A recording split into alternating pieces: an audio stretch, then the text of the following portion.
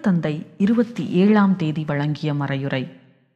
Il dono del timore di Dio di cui parliamo oggi conclude la serie dei 7 doni. நிறுத்தப்படட்டும், என் மனதுருகி கேட்கிறேன், நிறுத்தப்படட்டும்.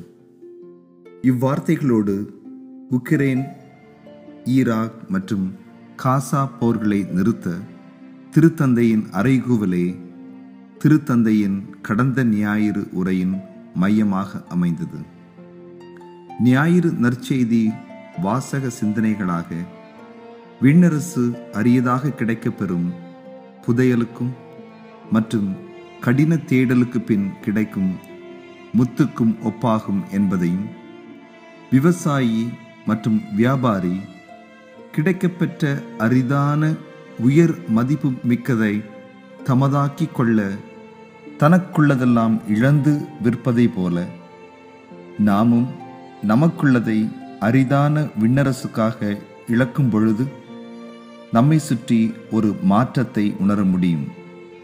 அதுதான் விண்ணரசு புதையலை நமதாக்கிக் கொள்வது என்று எடுத்துரைத்தார்.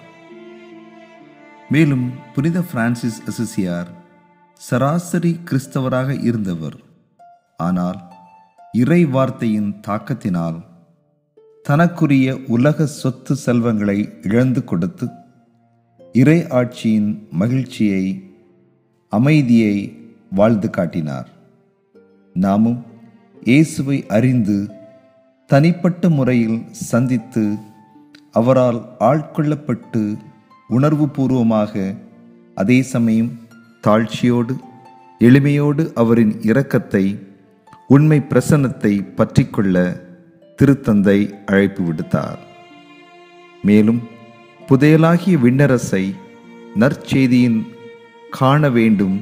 நற்செய்தியை வாசிக்கும் பொழுது தூய ஆவியின் கொடையான இறை இயேசுவின் பிரசன்னத்தையும் அவரின் மகிழ்ச்சியையும் நாம் உரித்தாக்கிக் கொள்வோம். நான் முன்பு சொன்னது போல தினமும் நற்செய்தியின் சிறிய பகுதியை படியுங்கள். உங்களோடு சிறிய நற்செய்தி புத்தகத்தை எப்பொழுதும் பணிக்க செல்லும் பொழுது எடுத்து செல்லுங்கள் என அழைப்பு விடுத்தார்.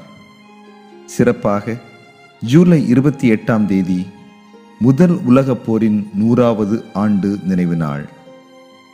4 ஆண்டுகளாக நீடித்து எண்ணற்ற உயிரை பலியாக்கியதை அன்றைய திருத்தந்தை 15ஆம் ஆசீர்வாதப்பர் அர்த்தமற்ற கொடூர படுகொலை என்றார் என்பதை குறிப்பிட்டு திருத்தந்தை பிரான்சிஸ் இந்நாளை துயரத்தின் வருத்தப்படும் நாளாக கடைபிடிக்க அழைத்தார்.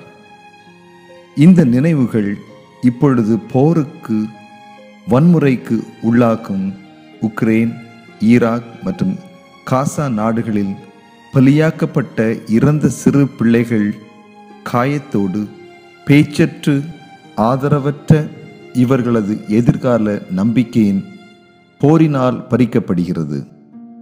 இந்த போர் நிறுத்தப்படட்டும். என் மனதுருகி கேட்கிறேன், நிறுத்தப்படட்டும். போரில் அனைத்தும் இழக்கப்படுகிறது. ஆனால் அமைதி மற்றும் சமாதானத்தில் ஒன்றும் இழக்கப்படுவதில்லை என்றார்.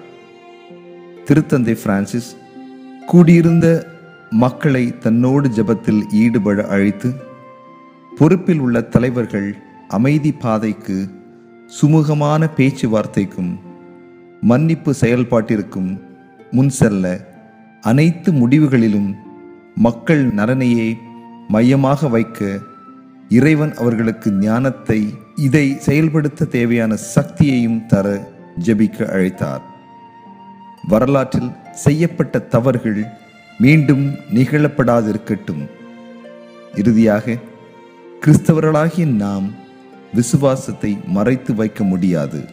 காரணம், அது நம் வார்த்தைகளில், செயல்களில், அன்றாட எளிய வாழ்க்கை முறையில் வெளிப்படும்.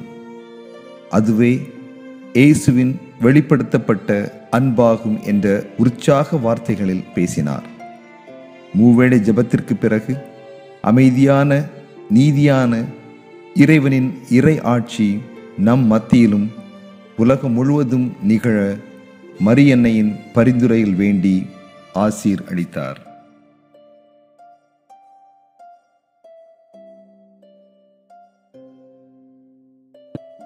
திருத்தந்தை பிரான்சிஸின் பொது சந்திப்புகள்.